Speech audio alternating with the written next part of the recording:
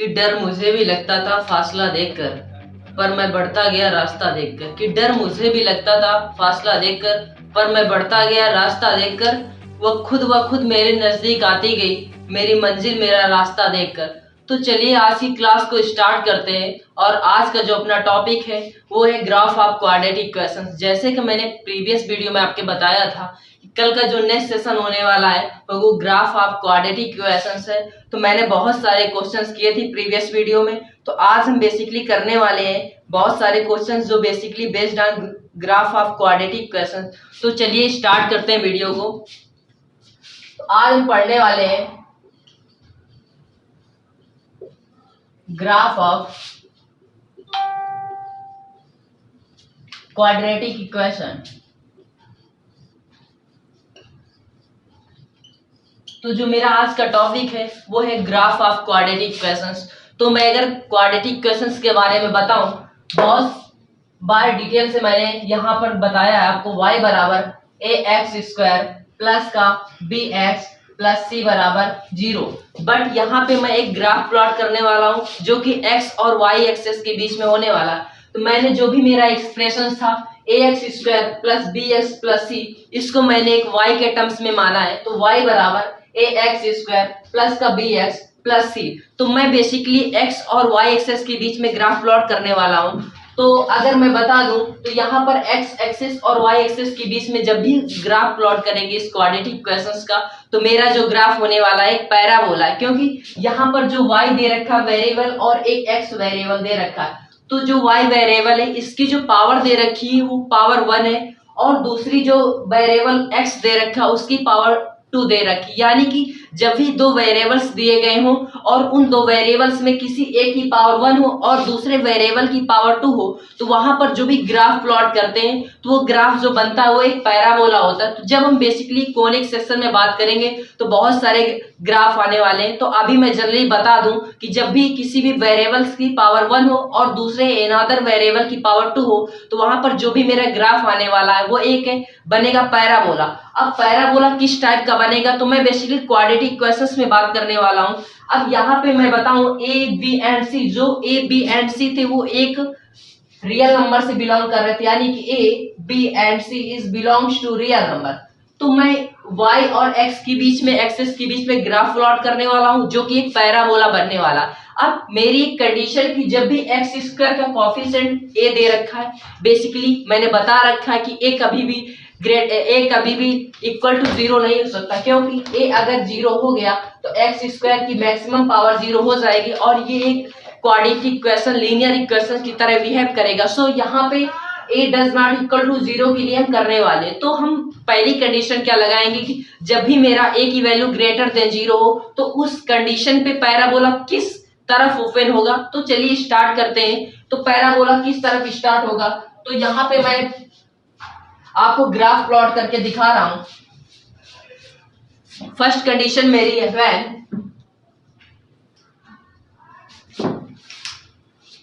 मेरी जो first condition है when a is greater than 0, यानी कि जो भी एक्स स्क्वायर का कोफिशिएंट है A X square plus B X plus C, यानी कि जो भी एक्स स्क्वायर का कोफिशिएंट है वो ग्रेटर देन 0 हो गया। जब ग्रेटर देन 0 हो गया तो मैं बताऊं यहाँ पर मेरा ये हॉरिजॉन्टल एक्स एक्सिस है और इसके परपेंडिकुलर ये जो एक्सिस उसको बोलते हैं वाई एक्सिस। तो जो भी मेरा हॉरिजॉन्टल एक्स एक्सिस है उसके जस्ट परपेंडिकुलर एक एक्सिस है जिसको बोलते हैं वाई एक्सिस। और ये जो इंटरसेक्टिंग पॉइंट है जहां पे एक्स एक्सिस और वाई एक्सिस एक दूसरे को इंटरसेक्ट करते हैं उस पॉइंट को, और परपेंडिकुलर इंटरसेक्ट करते हैं उस पॉइंट को बोलते हैं ऑरिजिन। इसको बेसिकली मैं ओ से डिनोट कर रहा हूं यहाँ पे, और मैं एक्स एक्सिस और वाई एक्सिस के बीच में इस पैराबोला का ग्राफ प्लॉट करने वाला हूं। तो मेरी जो फर्स्ट कंडीशन क्या है, मेरी फर्स्ट कंडीशन क्या है, कोई एक पैराबोला है और जब पैराबोला डिनोट करूंगा यहाँ पर, पैराबोला को जब यहाँ पे शो करूंगा और कब, जब a ग्रेटर देन 0 होगा, यानी कि जब a ग्रेटर देन 0 होगा तो जो मेरा पैराबोला है वो अपवर्ड फेसिंग पैराबोला, यानी कि y अक्ष की पॉजिटिव डायरेक्शन पे ओपन होने वाला है। तो मैं अगर फर्स्ट कंडीशन बताएं यहाँ पे, यानी कि अगर a ग्रेटर देन 0 हुआ तो कुछ इस टाइप का पैराबोला बनेगा। अब देखो यहाँ पे जो मेरा ग्राफ बना है एक्स एक्सिस और वाई एक्सिस के बीच में, तो यहाँ पे एक्स एक्सिस को इसने दो जगह पे कट किया, यानी कि एक्स एक्सिस की डायरेक्शन में, यानी कि एक्स एक्सिस को दो जगह पर कट किया, यानी कि यहाँ पर जो इसके रूट्स आने वाले हैं वो एक रियल रूट्स आने वाले हैं, क्योंकि इसने बेसिकली रियल में यानी कि वास्तविक में इस एक्स एक्सिस को कट किया, यानी कि यहाँ पर a की वैल्यू ग्रेटर देन 0 हो गई। यानी कि अगर मैं d की वैल्यू, d को बोले कि डिस्क्रिमिनेंट के बारे में बताएं, तो वो एक्स एक्सिस को दो जगह पर कट कर रही, यानी कि रियल रूट्स है। अगर रियल रूट्स है तो यहाँ पर d की वैल्यू भी ग्रेटर देन 0 होने वाली है। और मैं अगर इसकी सेकंड कंडीशन बताऊं, यहाँ पर क्या था, इस जो पैराबोला था एक्स एक्सिस को दो जगह पर कट किया था। फिर सेकंड कंडीशन इसकी क्या है कि इसकी जो सेकंड कंडीशन, यानी कि जब a ग्रेटर देन 0 हो और ये पैराबोला जो मैंने बनाया था इसने एक्स एक्सिस को दो जगह पर कट किया था। बट अगर मैं दूसरी कंडीशन दिखाऊं, यानी कि जो भी मेरा ये एक्स एक्सिस हो गया और ये मेरा वाई एक्सिस हो गया, और ये एक्स एक्सिस हो गया और ये वाई एक्सिस हो गया, और जो मेरा पैराबोला है, पैराबोला ये एक्स एक्सिस को कट ना करके केवल ओनली वन जगह पर टच करे, तो यहाँ पर ये पैराबोला की सेकंड सिचुएशन क्या है कि जब भी पैराबोला एक्स एक्सिस को कट ना करके एक जगह पर टच करे, तो ये एक सेकंड कंडीशन। यहाँ पर आप देख रहे हैं कि जब भी हमने बताया कि जब भी पैराबोला अपवर्ड फेसिंग पैराबोला होगा वहां पर a की वैल्यू हमेशा ग्रेटर देन 0 होने वाली, तो मैंने यहाँ पर a ग्रेटर देन 0 लिख दिया। अब अगर डिस्क्रिमिनेंट के बारे में बताएं, तो मैंने जब भी नेचर ऑफ रूट्स पढ़ाया था आपको, तो वहां पर तीन कंडीशन बताई थी कि जब d लेस देन 0 था वहां पर इमेजिनरी रूट्स आने वाले थे, और जब d ग्रेटर देन 0 था वहां पर रियल रूट्स आने वाले थे, और जब d बराबर 0 था वहां पर इक्वल रूट्स आने वाले थे। तो मेरी सेम वही कंडीशन है कि यहाँ पर जो मेरा अपवर्ड फेसिंग पैराबोला है ये एक्स एक्सिस को एक जगह पर टच कर रहा है, यानी कि जो भी मेरे रूट्स आने वाले वो इक्वल रूट्स आने वाले, और इक्वल रूट्स के लिए मेरी जो कंडीशन होती है d के लिए वो d बराबर 0 होती। तो आई होप कि आप समझ गए होंगे कि जब भी पैराबोला दे रखा हो तो पैराबोला में सबसे पहले अगर हमें ये पता करना है कि अपवर्ड फेसिंग पैराबोला है कि डाउनवर्ड फेसिंग पैराबोला है क्वाड्रेटिक क्वेश्चंस के केस में, तो सबसे पहले हम a की वैल्यू पर देखेंगे। अगर a की वैल्यू पॉजिटिव यानी कि a ग्रेटर देन 0 है तो वहां पर अपवर्ड फेसिंग पैराबोला यानी कि उसका जो फेस होगा ऊपर की तरफ y एक्सिस की पॉजिटिव डायरेक्शन पे ओपन होगा। फिर मैंने देखा कि a ग्रेटर देन 0 के लिए फर्स्ट कंडीशन क्या थी, यहाँ पर जो अपवर्ड फेसिंग पैराबोला था इसने एक्स एक्सिस को दो जगह पे कट किया। अगर इसने कट किया तो वास्तव में दो रूट्स निकलेंगे, और दो रूट्स निकलेंगे इसका मतलब कि उसने एक्स एक्सिस को कट किया, इसका मतलब कि वहां पर d ग्रेटर देन 0 होगा, यानी कि वास्तव में उसके दो रूट्स हैं। फिर सेकंड सिनेरियो मेरा क्या था, जब भी अपवर्ड फेसिंग पैराबोला था और a ग्रेटर देन 0 था, मैंने क्या किया, अब इस सेकंड कंडीशन में इस पैराबोला को एक्स एक्सिस से टच कराया। टच कराने का मतलब एक ऐसा पॉइंट जनरेट हुआ जहां पे इस पैराबोला ने एक्स एक्सिस को केवल एक जगह पर टच किया, यानी कि जो भी मेरे रूट्स आने वाले हैं, और बेसिकली मैं क्वाड्रेटिक क्वेश्चंस की बात कर रहा हूं, तो इसलिए यहाँ पे जो भी रूट्स आने वाले हैं वो दोनों इक्वल रूट्स होंगे। इसलिए मैंने जो मेरी डिस्क्रिमिनेंट यानी जो भी विवेचक बोलते हैं या विविक्तिकर बोलते हैं उसकी जो कंडीशन है वो d बराबर 0 हो गई। तो आप इसको नोट कर लीजिए। मैं इसकी थर्ड कंडीशन बताने वाला हूं कि जो थर्ड कंडीशन क्या है कि जब पैराबोला एक्स एक्सिस को टच ना करके ऊपर से ऊपर निकल जाए, यानी कि एक्स एक्सिस को ना टच करे और ना ही कट करे, तो इसका थर्ड कंडीशन क्या है, तो आप इसको नोट कर लीजिए। इसके बाद मैं थर्ड कंडीशन बताने वाला हूं।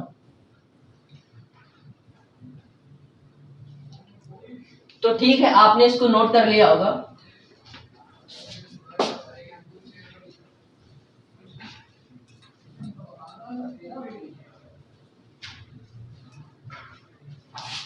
तो ठीक है, मैंने दो कंडीशन आपको बताई कि जब भी पैराबोला एक्स एक्सिस को कट करेगा वहां पे दो रूट्स आएंगे। फिर क्या था, पैराबोला ने एक्स एक्सिस को केवल टच किया, वहां पर a ग्रेटर देन 0 पे बात कर रहे थे और वहां पर d बराबर 0 था। फिर थर्ड कंडीशन मेरी क्या है, मेरी जो थर्ड कंडीशन है वो a बराबर 0 के लिए तो ऑलरेडी हम बात ही कर रहे थे, बट यहाँ पर d के लिए भी बात करेंगे। जब भी मैंने एक्स एक्सिस खींचा और एक्स एक्सिस के just perpendicular y axis plot किया, यानी कि ये मेरा x एक्सिस था, ये y एक्सिस था।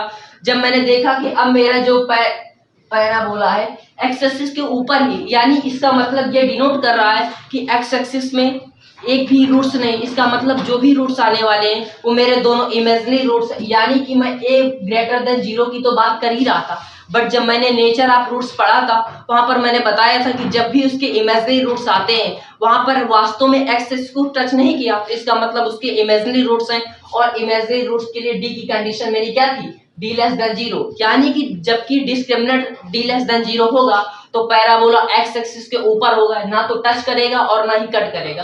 तो सो मेरी यहाँ पे तीन कंडीशन मैंने दिखाई पैराबोला के लिए, बट अभी तक मैं केवल बात कर रहा था जब a ग्रेटर देन जीरो हो। और मैं अगर एक लाइन में आपको बता दूं कि जब भी a ग्रेटर देन जीरो होगा तो अपवर्ड फेसिंग पैराबोला होगा। फिर वहां पे तीन कंडीशन आएंगी, पैराबोला या तो टच करेगा, या तो कट करेगा, या तो फिर एक्स एक्सिस के ऊपर ही होगा। जब पैराबोला एक्स एक्सिस को कट करेगा वहां पर दो रियल रूट्स होंगे, वहां पर a greater than zero condition होगी, और जो दूसरी कंडीशन होगी वो भी d ग्रेटर देन जीरो की होगी। फिर जो सेकंड कंडीशन क्या थी, जब पैराबोला ने एक्स एक्सिस को एक जगह पे टच किया था वहां पर a ग्रेटर देन जीरो था और d बराबर जीरो, क्योंकि वहां से दो बराबर रूट्स निकल रहे थे। फिर तीसरी कंडीशन जो आप बोर्ड पे देख रहे हैं, यहाँ पर पैराबोला ने ना तो एक्स एक्सिस को कट किया है और ना ही टच किया, ये एक्स एक्सिस के ऊपर ही बना हुआ ग्राफ है, सो इसलिए यहाँ पर a ग्रेटर देन जीरो होगा और d लेस देन जीरो होगा। सो यहाँ पे केवल मैं बात कर रहा था जब a ग्रेटर देन जीरो की तो अपवर्ड फेसिंग पैराबोला बन रहा था। अब मैं बात करने वाला हूं d less than zero and a less than zero, यानी कि जो भी क्वाड्रेटिक इक्वेशंस दे रखा हो उसका जो एक्स स्क्वायर का कोएफिशिएंट है वो एक negative d less than zero, मतलब कोई भी नंबर्स आने वाला है वो d लेस देन जीरो यानी कि नेगेटिव नंबर्स। तो जब मैं नेगेटिव नंबर्स की बात करूंगा तो सेम वैसी सिनेरियो होगा जैसे मैंने फर्स्ट सिचुएशंस में देखा था। फर्स्ट क्या था, जब एक minute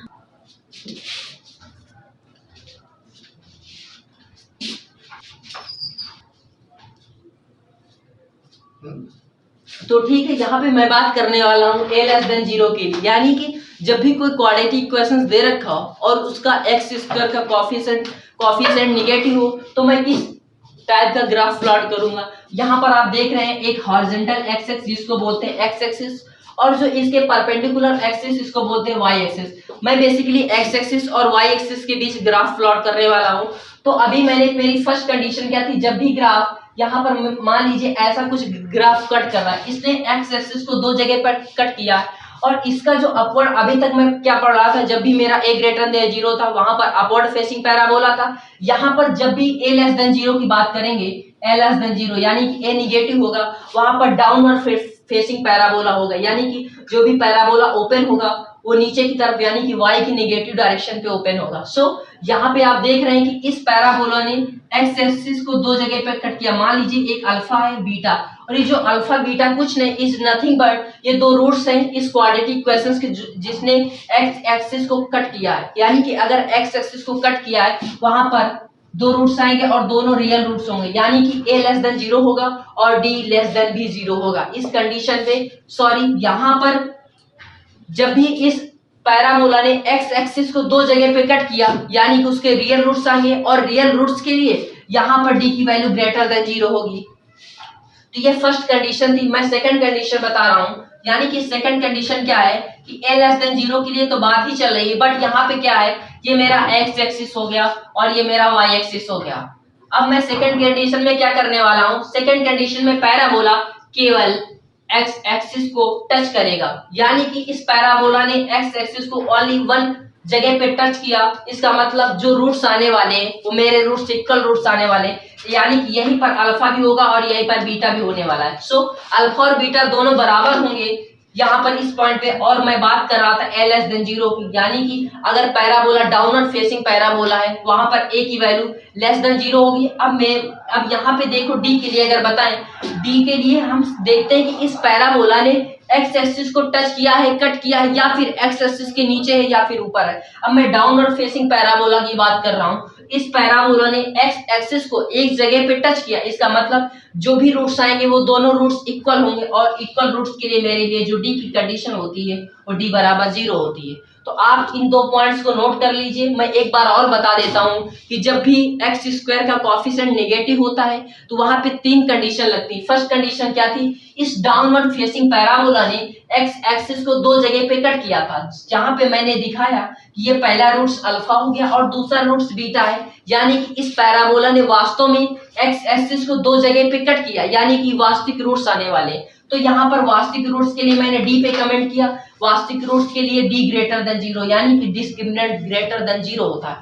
but upward downward facing parabola था, डाउनवर्ड फेसिंग पैराबोले के लिए a लेस देन 0 होता है। फिर सेकंड कंडीशन क्या थी, इस पर डाउनवर्ड फेसिंग पैराबोला ने एक्स एक्सिस को एक जगह पे टच किया, यानी टच करने का मतलब वहीं पे अल्फा होगा और वहीं पे बीटा, यानी कि अल्फा और बीटा बराबर होंगे, यानी कि दोनों रूट्स इक्वल आने वाले। और इक्वल रूट्स के लिए जो मेरी कंडीशन होती है डी के लिए, वो डी बराबर 0 होती है। और मैं डाउनवर्ड फेसिंग पैराबोला की बात कर रहा हूँ, यानी कि a लेस देन 0।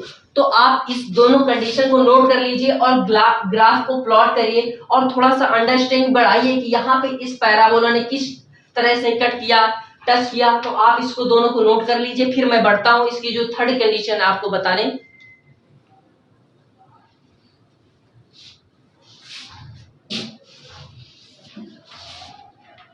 तो ठीक है, मैं इरेज कर रहा हूं इसको।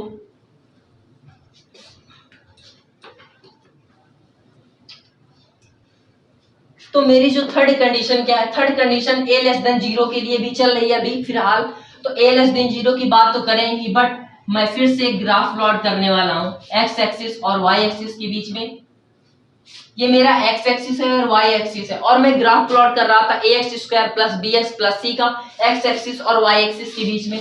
अभी तक मैंने यहाँ पर एक कंडीशन दिखाई थी जब डाउन और फेसिंग पैराबोला ने x एक्सिस को दो जगह पे कट किया था। फिर सेकंड कंडीशन क्या थी, उसी पैराबोला ने x एक्सिस को केवल डाउन और फेसिंग पैराबोला ने x एक्सिस को टच किया था। फिर थर्ड मेरी कंडीशन क्या है, यहाँ पर इस पैराबोला ने ना तो x एक्सिस को टच किया और ना ही x एक्सिस को टच किया, ये केवल x एक्सिस के नीचे पूरा पैराबोला, यानी कि a लेस देन तो 0 होगा क्योंकि x² का जो कोफिशिएंट है वो निगेटिव है। बट यहाँ पर अगर d की बात करें, d का मतलब डिस्क्रिमिनेंट यानी विवेचक या विविक्तकर, तो अगर इसकी बात करें, इसने वास्तव में x एक्सिस को ना तो टच किया है और ना ही कट किया है। इसके जो भी रूट्स आने वाले हैं वो रियल तो होने वाले नहीं। अब इक्वल की बात करें, इक्वल इसलिए नहीं होगा क्योंकि यहाँ पर अगर ये टच करता तो दो सेम पॉइंट, दो अलग अलग पॉइंट एक जगह पे आ जाते और वो अलग अलग पॉइंट्स एक सेम रूट की तरह बिहेव करते। बट ना तो इसने टच किया ना तो कट किया, बट ये x एक्सिस के नीचे ग्राफ है, सो इसलिए यहाँ पर d लेस देन 0 यानी कि जो भी रूट्स आने वाले हैं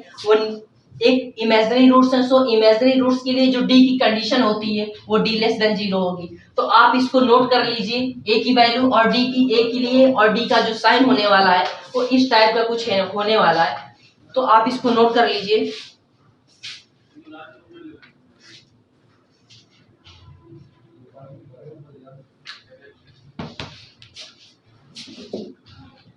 तो चलिए ठीक है, आप नोट कर लिए होंगे इसको, मैं आगे बढ़ता हूँ। अब मैं देखने वाला हूं कि जो मैंने पैराबोला प्लॉट किया है, इस पैराबोला को बेसिकली वर्टेक्स क्या है। वर्टेक्स का काम बेसिकली तब आएगा जब हम इस क्वाड्रेटिक इक्वेशंस की मैक्सिमम वैल्यू और मिनिमम वैल्यू पे बात करेंगे, है कि cube root of unity.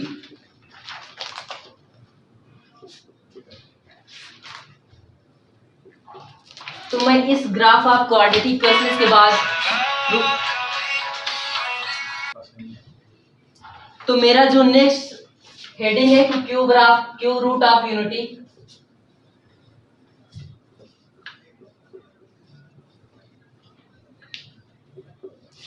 Cube root of unity का मतलब यानी कि 1 की पावर 1/√3, यानी कि 1 की पावर 1/3 के बाद का cube root of unity. Unity का मतलब 1 की पावर 1/3। अगर थोड़ी देर के लिए मैंने इसको x मान लिया, यानी कि 1 की पावर 1/3 बराबर x, मैं दोनों बच्चों का जैसे ही क्यूब करूंगा तो यहाँ पे x क्यूब आने वाला है और x क्यूब की जो वैल्यू होने वाली वो 1 के बराबर होने वाली। तो यहाँ से 1 की power cube root of unity का मतलब 1 की पावर 1/3, और इसको मैंने थोड़ी देर के लिए x मान लिया, और जैसे ही मैंने दोनों तरफ का, दोनों साइड का क्यूब किया तो x क्यूब बराबर 1 आया। मैंने x1 को अपनी साइड किया, यानी कि x क्यूब माइनस 1 बराबर 0। अब यहाँ पे मैं उस फॉर्मूला का यूज करने वाला हूँ, a cube minus b cube का फार्मूला। तो जो मेरा a cube minus b cube का फार्मूला होता है, a cube minus b cube, एक ब्रैकेट में होता है a माइनस b, दूसरे ब्रैकेट में होता है a² प्लस का b² एंड प्लस का ab। तो मैं यहाँ पे a cube minus B cube का फॉर्मूला यूज करने वाला हूँ। तो आप लोग कमेंट करके बताइए कि क्या a cube minus B cube का फॉर्मूला यही होता है। यहाँ पे जैसे मैंने a cube minus B cube का फॉर्मूला यूज किया तो जो मेरा एक ब्रैकेट में a माइनस बी यानी कि x माइनस ए 1 आने वाला है, और दूसरे ब्रैकेट में X square plus B square यानी 1 का स्क्वायर 1 हो गया, एंड ए बी का मतलब यानी कि x होने वाला है। और ये जो मेरा बराबर है इक्वल 0 है यानी कि x minus 1 and other bracket x square plus का 1 प्लस का x। जब मैंने देखा कि दो ब्रैकेट्स आपस में मल्टीप्लाई है और दोनों का मल्टीप्लाई 0 दे रखा है यानी कि ये दो ब्रैकेट्स अलग अलग जब 0 होंगे तो यहाँ से x की कुछ ना कुछ वैल्यू आने वाली। जब मैंने x माइनस 1 को 0 किया तो यहाँ से x माइनस 1 को 0 करने पर मुझे दिख रहा है यहाँ पर x की जो वैल्यू आने वाली यानी कि x बराबर 1 मुझे दिख गया। यानी कि इतना तो श्योर है कि जब मैंने इसको सॉल्व किया तो एक x की वैल्यू 1 आ गई और मैं सेकंड वैल्यू को सॉल्व करने वाला, और जो मेरा सेकंड इक्वेशन है वो एक्स स्क्वायर प्लस का x प्लस 1 बराबर 0। अब मुझे दिख रहा है कि ये इसके जो भी रूट्स हैं वो एक इमेजिनरी रूट्स, क्योंकि मुझे पता है कि जब भी कोई रूट्स क्वाड्रेटिक इक्वेशन दे रखा है और उसके में मुझे डिस्क्रिमिनेंट निकाला और डिस्क्रिमिनेंट b लेस देन 0 आया तो वहां पर उसके इमेजिनरी रूट्स आने वाले। तो मैं इसके रूट्स निकालने वाला हूँ एक्स स्क्वायर प्लस का x प्लस 1 का। तो आप इसको नोट कर लीजिए, फिर इसके बाद में एक्स स्क्वायर प्लस का x प्लस 1 के रूट्स बताने वाला हूँ। जो इसका एक रूट्स हुआ x बराबर 1 यहाँ से डायरेक्ट निकल के आ गया, और जिसके दो रूट्स आने वाले क्योंकि यहाँ पे जो पावर दे रखी वहां पर एक्स स्क्वायर यानी कि यहाँ से x की दो वैल्यू आने वाली। तो आप इसको नोट कर लीजिए, क्यूब रूट ऑफ यूनिटी। अभी पता चलेगा किसको हम क्यूब रूट ऑफ यूनिटी बोलते हैं। तो जो मेरा दूसरा इक्वेशन था वो था एक्स स्क्वायर प्लस का x और प्लस का 1 बराबर 0। अब प्रीवियस वीडियो में मैंने बता रखा है कि जब भी क्वाड्रेटिक इक्वेशन दे रखा हो और मुझे किसी तरह से ना पता चल पा रहा हो कि इसके रूट्स कैसे निकाले, तो मुझे सबसे पहले श्रीधराचार्य फॉर्मूला यूज करना चाहिए। तो यहाँ पे जैसे मैंने श्रीधराचार्य का यूज किया, एक बार मैं बता देता हूँ श्रीधराचार्य से x की यानी कि रूट्स कैसे निकलते। x बराबर माइनस का b plus minus under root B square minus का 4ac अपॉन में 2a। यहां से जैसे ही मैं इस इक्वेशन की एक जनरल क्वाड्रेटिक इक्वेशन यानी ax square plus bx plus c से कंपैरिजन करूंगा, वहां से a एंड b और c की वैल्यू मुझे फाइंड हो जाएंगी और मैं उस वैल्यू को इस x के जो भी एक्सप्रेशन दे रखा इसमें रखूंगा, वहां से मुझे x की वैल्यू पता होने वाली। जैसे मैंने रखा x बराबर माइनस बी यानी कि b की वैल्यू यहाँ पर 1 है, प्लस माइनस लगाया, अंडर रूट लिखा, बी स्क्वायर का मतलब यहाँ पे 1 था, माइनस का 4, a का मतलब 1 एंड c का मतलब अगेन 1, फिर अपॉन में 2a, और a की वैल्यू मुझे पता है, a की वैल्यू यहाँ से 1 आने वाली। सो अगेन आगे इसको सॉल्व करेंगे, तो आगे जब सॉल्व करेंगे तो x बराबर माइनस का 1 और प्लस माइनस, अब देखो यहाँ पे 1 माइनस 4 यानी कि माइनस का रूट 3। मैंने बताया था जब भी रूट्स के अंदर माइनस का साइन आता है तो वहां पे एक इमेजिनरी नंबर आता है जिसको बोलते हैं आयोटा। आयोटा आता है, और आयोटा को अगर बताएं तो iota is nothing but just a symbol of root minus 1। यहाँ पे मैं जो भी एक्सप्रेशन लिखूंगा आयोटा के टर्म्स में लिखूंगा, जो भी रूट के अंदर आएगा माइनस का 3 और अपॉन में 2, और इसको मैं फर्दर सिंप्लीफाई करने वाला हूँ। यहाँ पे आएगा माइनस 1 और रूट माइनस 1 को मैं लिख दूंगा आयोटा, तो यहाँ पर आ जाएगा रूट 3 आयोटा बाई 2। अब आप देख रहे हैं यहाँ पे एक प्लस का साइन भी है और एक माइनस का साइन भी। एक बार मैं जब प्लस का साइन यूज करूंगा वहां से एक रूट से निकलेगा, और जब मैं माइनस का साइन यूज करूंगा तो वहां पर दूसरा रूट से निकलने वाला हूँ। तो आगे मैं बता रहा हूँ आपको कि जब प्लस का साइन यूज करके जब मैंने प्लस का साइन यूज किया तो वहां पर x बराबर माइनस का 1 प्लस का रूट 3 आयोटा बाई 2। फिर सेकंड जब मैंने माइनस का साइन यूज किया तो यानी कि माइनस 1 और माइनस का रूट 3 आई बाई 2, इसको आयोटा बोला। तो x बराबर माइनस 1 माइनस का रूट 3 आई बाई 2।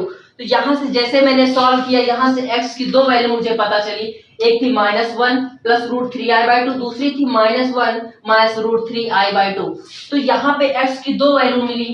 ये आप जो भी मेरी फर्स्ट वैल्यू है मैंने इसको ओमेगा बोल दिया, और जो मेरी सेकेंड वैल्यू है उसको बोल दिया ओमेगा स्क्वायर। यानी कि जो भी मेरे क्यूब रूट्स ऑफ यूनिटी हैं उसमें मैंने फर्स्ट तो मेरा 1 निकला ही था, दूसरा मेरा था ओमेगा निकला, और तीसरा मेरा ओमेगा स्क्वायर निकला। यानी कि जब भी हम क्यूब रूट्स ऑफ यूनिटी की बात करेंगे वहां पर ओमेगा स्क्वायर और 1 आएंगे। फिर मैंने जैसे इसमें काफी मैंने क्या किया, इन दोनों को आपस से मल्टीप्लाई किया, यानी कि ओमेगा स्क्वायर का, ओमेगा का और 1 का, देखा कि ओमेगा क्यूब आ रहा है, कुछ ना कुछ इसकी वैल्यू निकलने वाली। फिर मैंने क्या किया, ये जो मेरे 3 क्यूब रूट्स ऑफ यूनिटी यानी 1 ओमेगा और ओमेगा स्क्वायर है, जब मैंने इनको ऐड किया तो ऐड करने पर क्या आता है, तो आगे देखते चलिए। तो मैंने ओमेगा और ओमेगा की वैल्यू बोर्ड पे लिखी हुई है। फिर मैं आगे देखने वाला हूं कि जब मैं इनका आपस में मल्टीप्लाई करूंगा या फिर एडिशन करने वाला हूं तो क्या आने वाला है। तो sum of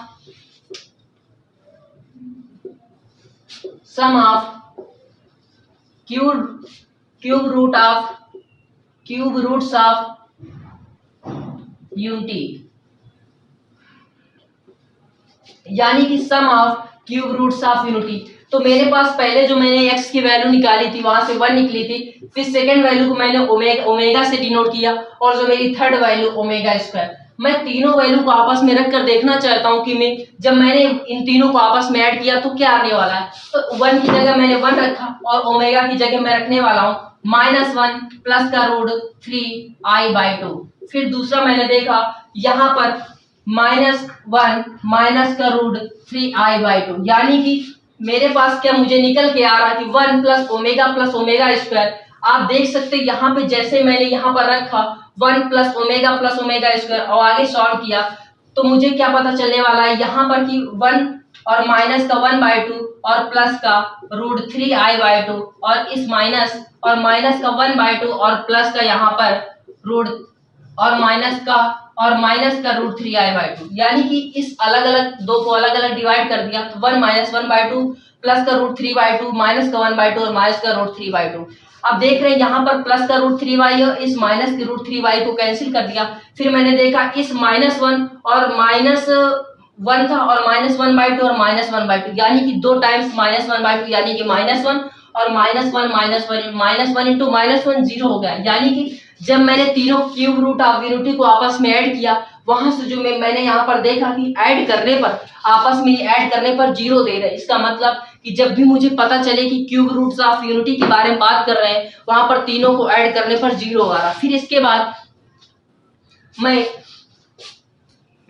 product of cube root of unity की बात करने वाला हूं। जब मैं प्रोडक्ट की बात करूंगी यानी कि इन तीनों को आपस में मल्टीप्लाई करने वाली, यानी कि omega into omega square into 1।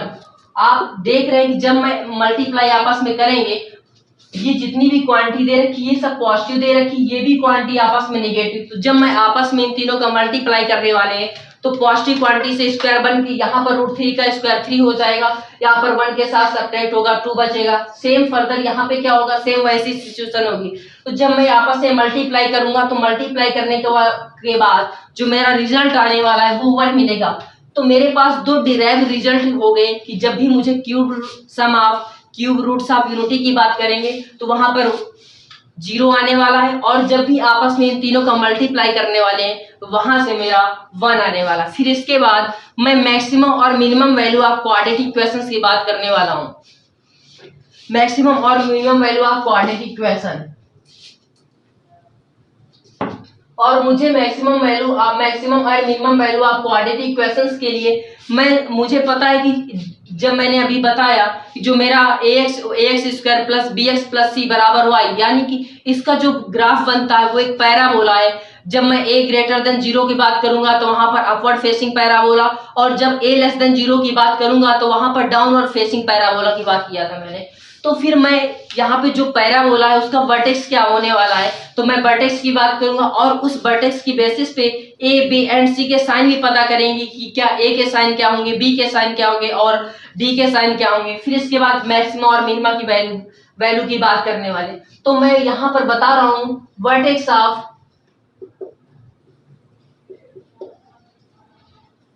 Of parabola, यानी कि जो मैंने अभी पैराबोला लिखा था उसका वर्टेक्स क्या होने वाला है। उस पैराबोला का वर्टेक्स होने वाला है माइनस का b/2a कामा माइनस का d/4a, यानी कि जो भी अभी मैंने पैराबोला लिखा था वो फिर अपवर्ड फेसिंग पैराबोला हो या फिर डाउनवर्ड फेसिंग पैराबोला हो, वहां से केवल एक ही वर्टेक्स आने वाला है, वो माइनस का b/2a और दूसरा था माइनस का d/4a।